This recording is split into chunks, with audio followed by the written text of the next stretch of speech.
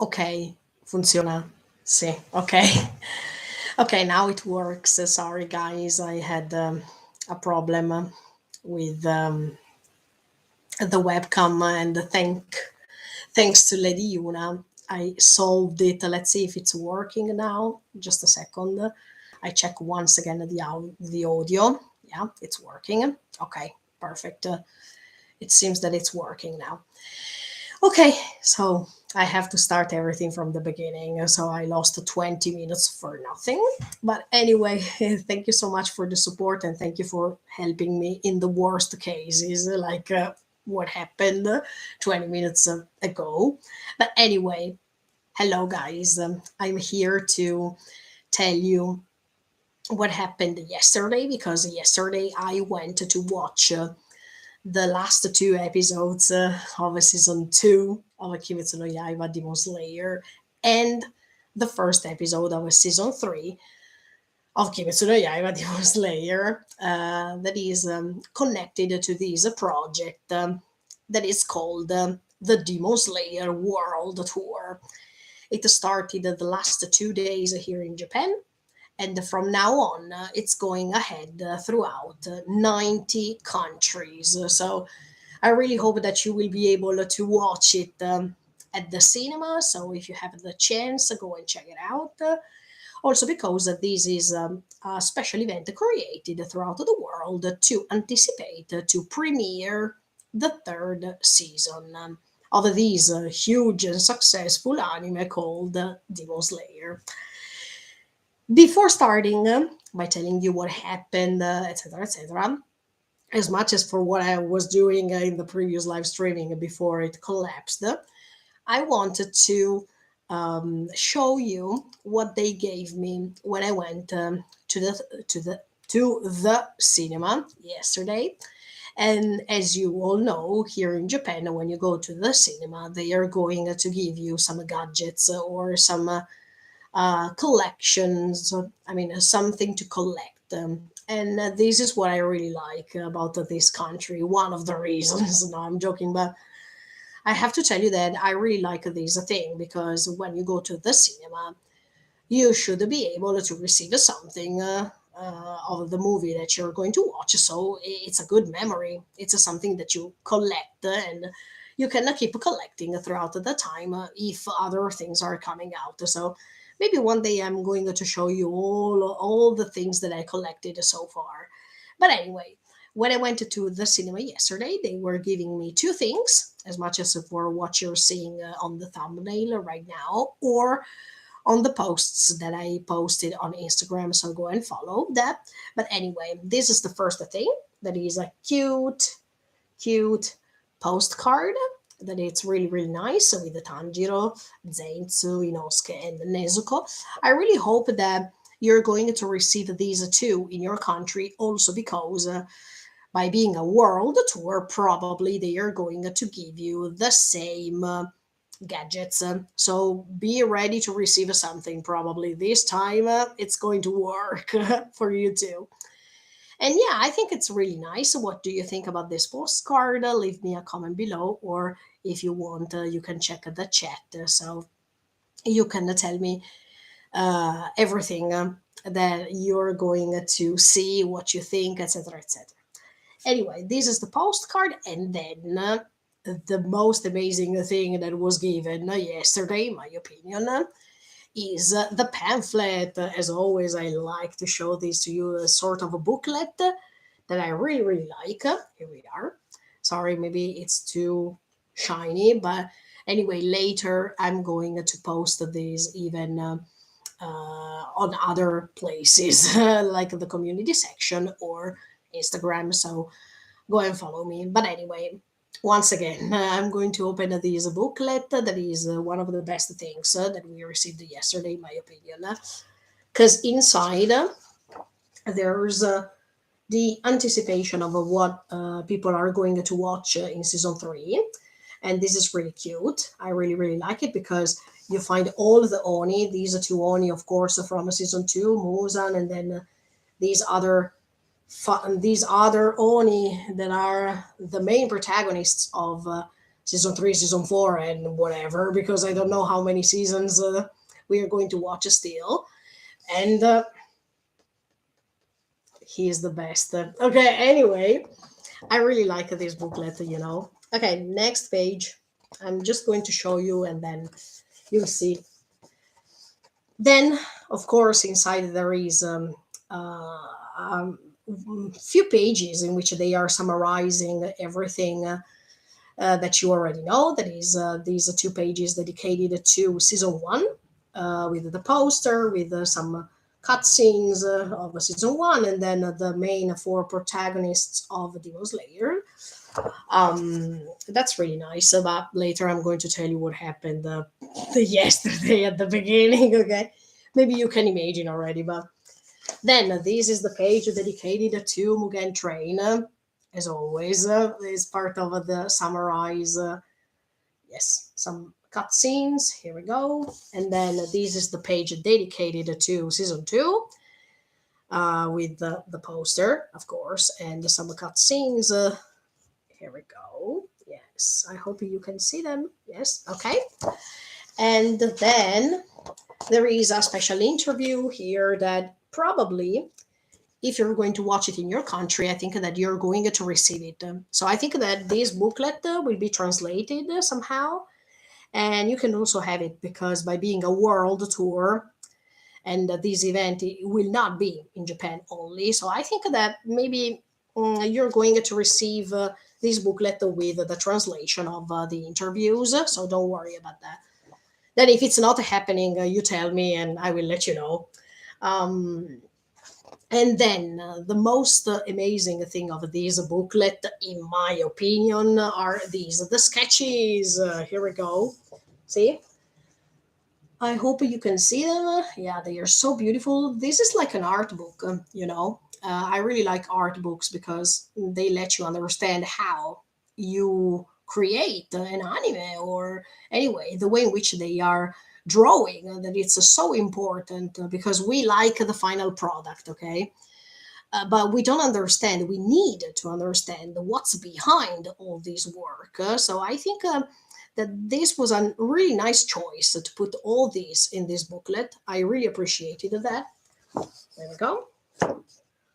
That's really, really, really, really nice.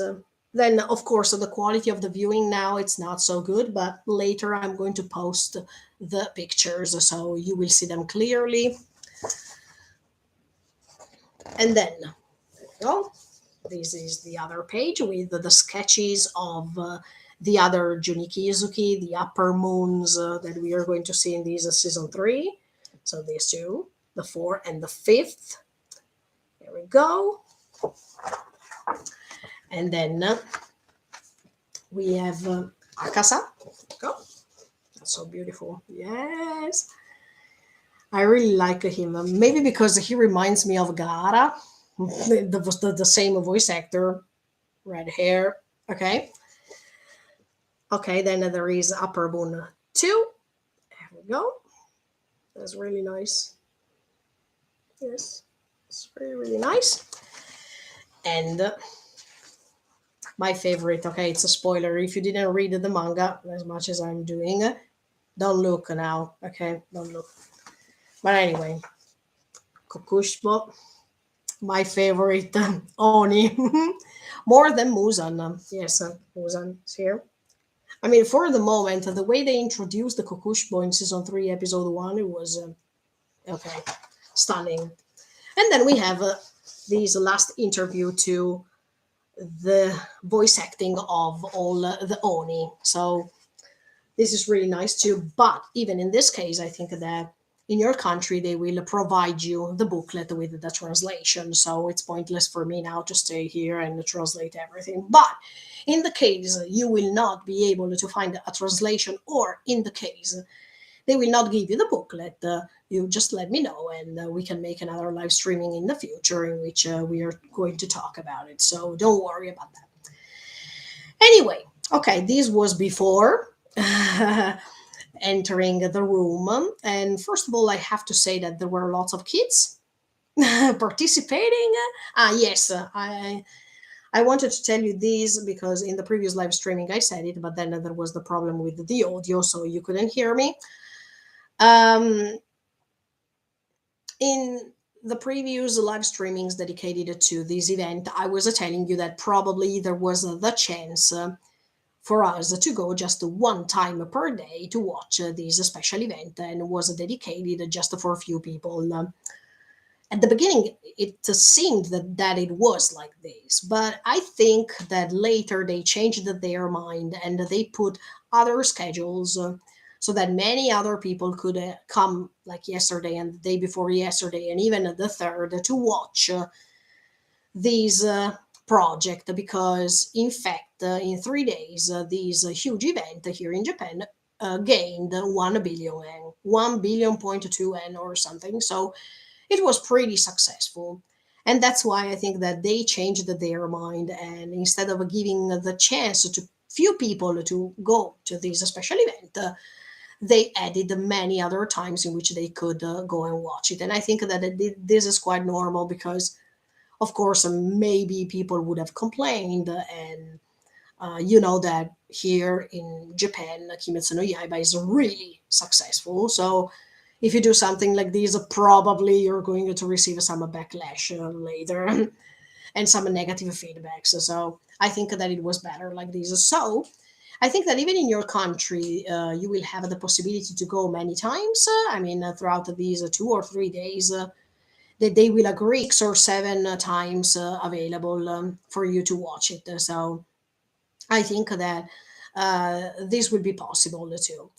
But anyway, we went inside the room. There were lots of kids, and it surprised me because you know that the more we go on, the more Kimetsu no Yaiba is a violent story. I mean, it's not. Yeah, okay, yeah, it might seem so, but I think it's not a story for kids. But here in Japan, lots of tiny kids are going to the cinema watch, even for the Mugen Train. Yes, so they were. Even in that case, there were lots of kids. I remember that. I was really surprised. Yeah, but I was more surprised uh, for this event because I remember that here in Japan for season two, there were lots of complaints regarding the theme, regarding the fact that it was a red light district, and many parents they complained about that. But in this case, in this event, probably because there were the last two episodes plus the announcement of season 3 part 1, I mean episode 1, I think that that's why there were lots of kids, and the parents were not complaining at all. I think that they were 5 years old, 6 years old, 7 years old, more or less. So they were really, really little. And anyway, they were going to the cinema to watch it without a problem. But anyway, okay.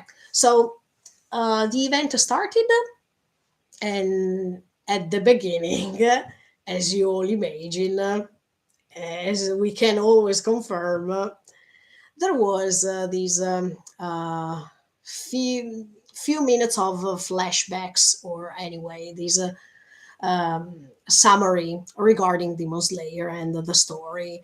I think it lasted less than 10 minutes, in my opinion. I mean, it was not lasting longer as much as for what happened in the past.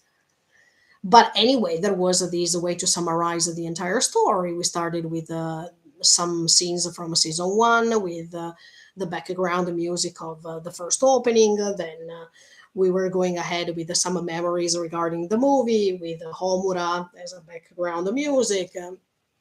Let me tell you honestly, I open a bracket. I think that the moment regarding Mugen Train lasted longer than season one.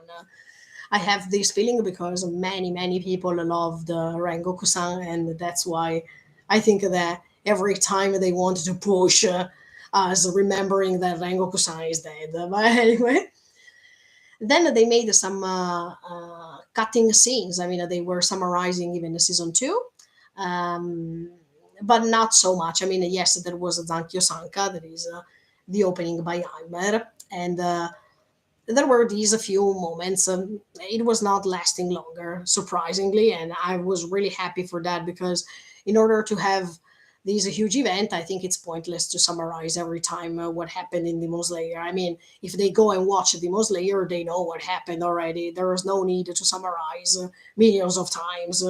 But anyway, um, after that, episode 10 and 11 started. Let me be honest. I think that this cinema experience was really nice because when you watch Demon Slayer at the cinema and when you watch Demon Slayer on TV or on your personal computer, whatever, the experience is totally different. I think that I would prefer to watch Demon Slayer always at the cinema. That's what I believe, especially if we are talking about the battle scenes. I think that that's better. I agree with Uzui Tengen's voice actor when he said that he really prefers to watch Demon Slayer at the cinema. Yes, I totally agree with him. And you will also notice that. I think that you will understand that when you go to the cinema and you will watch these last two episodes, you will definitely prefer to watch it at the cinema instead of being at home and watch it on TV. You will definitely appreciate it more. So I agree with what he said, and I also think the same.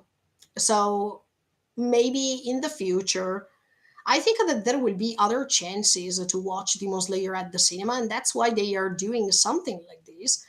I think that they are creating these events on purpose to understand if people like to watch Demon Slayer at the cinema, because maybe later they have some projects like digest movies or something like that, because they are pretty successful and they want to gain money.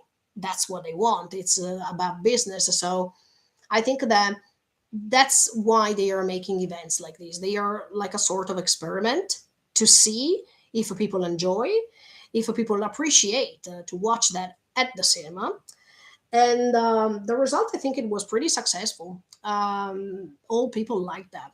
And I think you will also like them because of the type of episodes, because they are there are battle scenes, there is even these great music is a background music, and then I mean you definitely feel what's going on even if you have watched it already.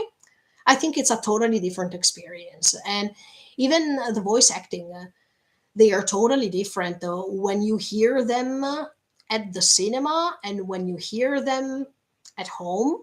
The experience is totally different. So I suggest you to go and watch it and hope you also receive the gadgets, because I I think that all people need these gadgets by being a world tour, by being a world event. I don't believe that only in Japan they are giving something. That's why I wanted to have my fingers crossed for you for this thing too.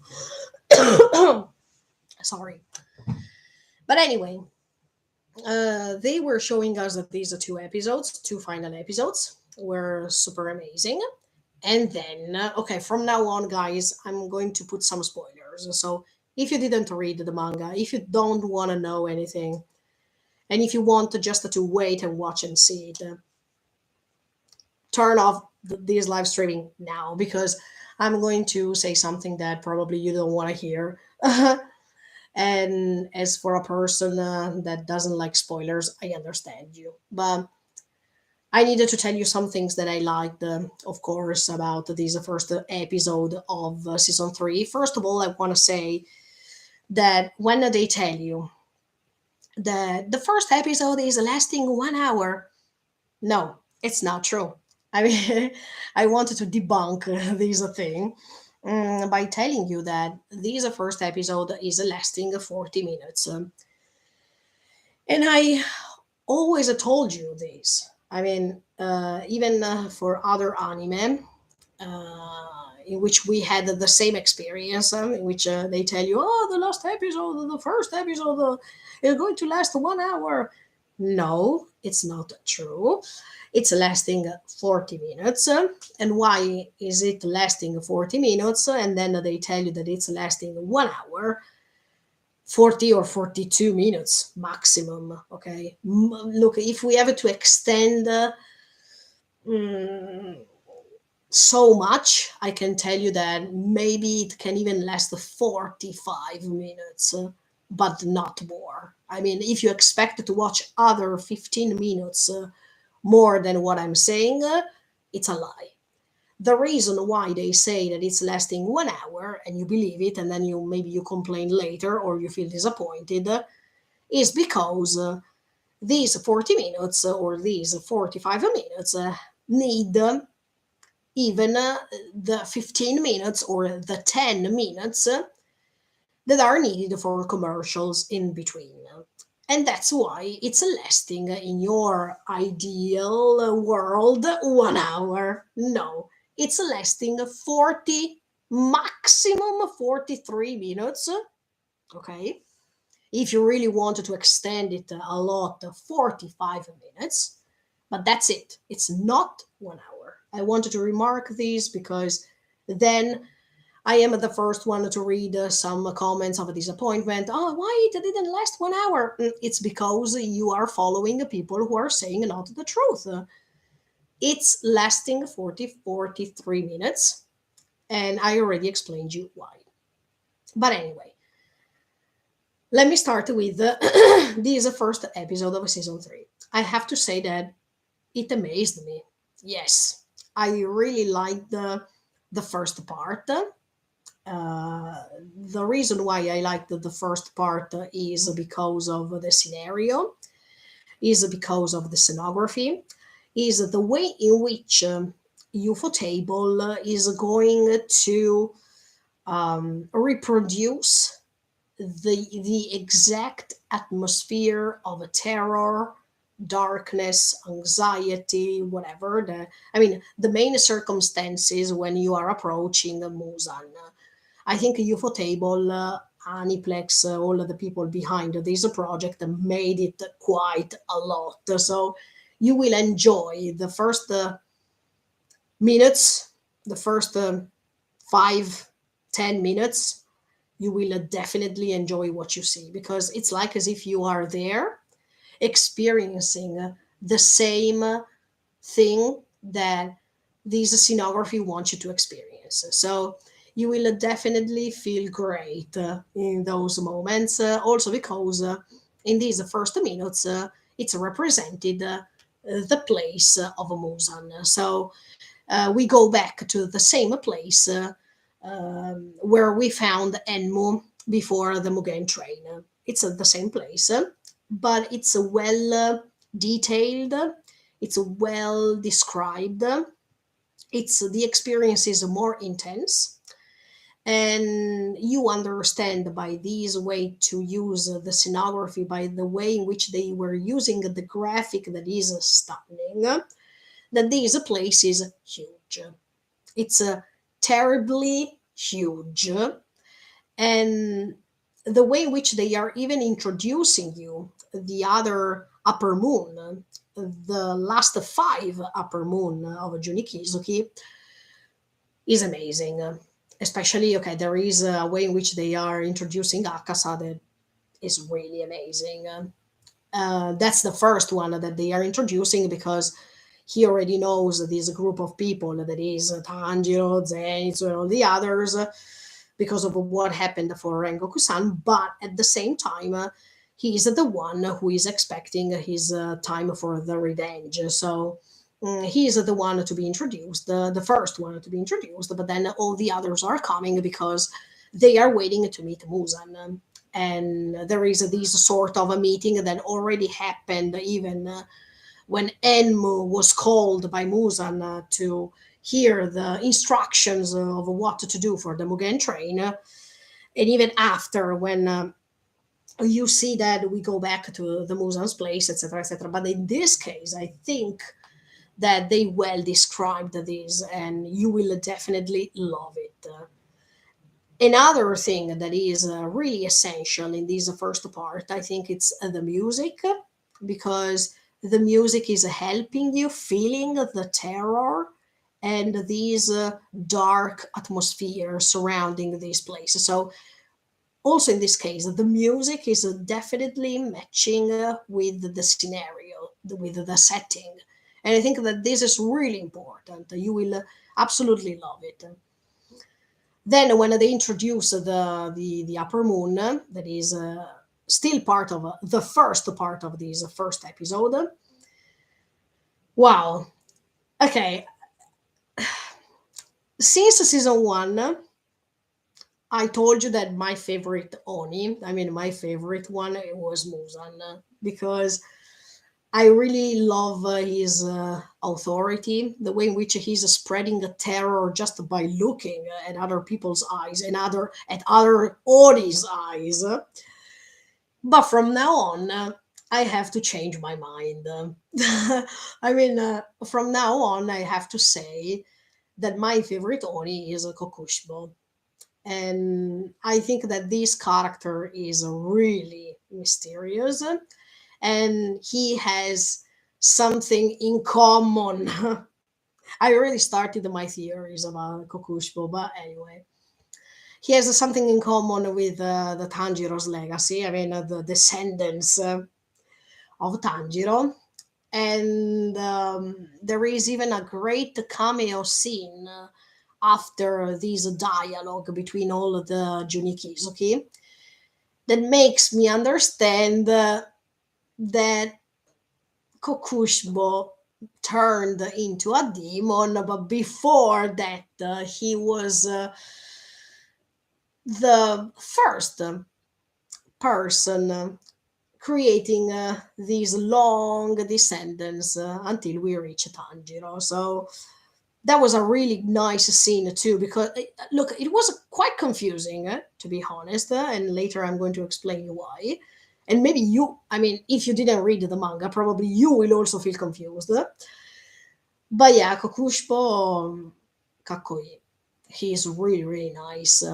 I really like the way in which at the beginning you don't even see his face, and that was made on purpose because when they reveal you the face, you understand why they were not showing you the face from the beginning. But when he's interacting with Akasa, and Akasa, he seems not to like him, but at the same time, by knowing that he's number one and he's number three, there is this sort of fear that Akasa feels when he is approaching him. We understand that Kokushbo is so fast that you can't even see him. He is on another level, and that's okay. Of course, that's why I like him as much as I also love Upper Two and Upper Three.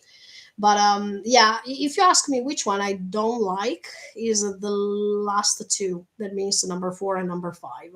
Sincerely, I think that they will use them for this season three because they will be the opponents of the other two Hashira, the Love and the Mist Hashira. But yeah, I think that upper three, that is Akasa upper two and Kokushbo, yeah, that is upper one, we are going to meet them later. So I think in this season three, we will not be able to confront them, unfortunately, but it's okay. It has to be like this. But yeah, talking about the scene that is happening after. Ah, no, yes, sorry. Before going ahead with that, I wanted to say that, yeah, even Muzan is over there, is present, and you see that he is doing some experiments because he always needs to find a way to resist to the sunlight. I mean, he is always busy, but at the same time, he is also hearing what the other upper moon are saying, and you see the fear, and at the same time the way in which these upper five are approaching differently to Muzan. There are different attitudes, yeah. There is one who is a reverence and he's always crying, then the other one who is trying to approach Muzan because he loves Muzan, he's devoted to him. The other one who is trying to joke around, Akasa, that is a little bit afraid of what he has to hear or what he has to do in order to um, regain somehow this trust from Musan, because we know that he ran away at that time after confronting Rengoku. So, and at the same time, Kokushbo is completely staying silent, and he's not even talking to Musan. So that's why I like him the most too. But after they discuss about what to do and where do they have to go, because we know that now we are reaching this place that is the village in which the swords are made, and we know that the two Hashira, the Mist and the Love, will be included, and on the other side we will have upper five and upper five and upper four confronting them. That's why two versus two. That's the most of. I mean, the fairest thing, I guess. But anyway, yeah. After this introduction, there is a scene that made me a little bit confused, because you see that there is this man that seems like a Kokushbo, but Kokushbo now has six eyes, when because he's turning into a Enoni. But in that scene, there is this man that has two eyes, okay, and he is dressed exactly like a Kokushbo. So, okay, next to him, because he's sitting, and next to him there is a boy, yeah, who resembles Tanjiro, but he is not Tanjiro, because he has a different voice acting. So by hearing him, I said, "No, wait a second. He has the same face as Tanjiro. He is like a Tanjiro, but he's not a Tanjiro because his voice is different. Plus, this boy who resembles Tanjiro, he is carrying a little baby that will be like Tanjiro at this point, because he has the same hairstyle. He's so cute, he's so tiny, but we understand that the descendants is going ahead. But this boy is talking to these men who resembles Kukushbo as if they are not relatives, as if, I mean, he is using such a polite language that it doesn't even seem that they are relatives. So, are they relatives? Are they not relatives? Do they descend from the same family? If that's not a Tanjiro, who is that? He's Tanjiro's grandpa. He's a Tanjiro's grandpa. I mean, but he was hilarious when he started talking, and I said, "Wait a second, I don't understand where we are, and I don't understand who is that boy." But anyway, yeah, after that scene, anyway, I started making some theories in my mind regarding what's going to happen later, because I have a feeling that. Okay, I'm going to explain you later when I almost end the video. Anyway, then of course they have to reach. I mean, Tanjiro has to reach the village. He's by himself at this time, but first he has to recover. So you will see all of the process in which Tanjiro is going to regain his strength, etc., etc. But yeah, I confirm you that there is this scene, naked, almost naked scene of the love Hashira. When she hears that Tanjiro reached the village, she, oh my! I mean, as always, I really like her. She's a really particular um, Hashira, and that's why I like her. She's not the usual one that has to show the strength first. And at this point, I wanted to say that I don't want to underestimate her at all, because I think that even if she is showing us these attitude as if she doesn't even care, that she's always thinking about who's the most kakoi, etc., etc. Now, in my opinion, later she's going to reveal a huge strength. So I expect such great things from her, and I hope that she's not going to disappoint me at all. On the contrary, yes, the Mr. Hashira is quite mysterious, and I wanted to discover him more, because now it's also his turn to join and to show us how capable he is. I really hope to see great things from him too. But yeah, this time Tanjiro will be alone. I mean, he is asked to reach that village without even seeing, without even hearing, without even smelling, because we know that Tanjiro um, has this ability to smell and to detect oni, or to detect some nice smells and whatsoever, but he can't, because this setting is a secret and nobody has to understand where this place is, where they are creating katana, because right now his katana is gone, so he needs a new one. um, but it's really nice even to see the setting. Yeah, to be honest with you, I prefer this setting than the setting of season two, because this setting of season three, that is the village, in my opinion. I don't know if they will change a setting later, but that's what I saw in the first episode. But this setting of season three makes me go back in time when I was watching season one.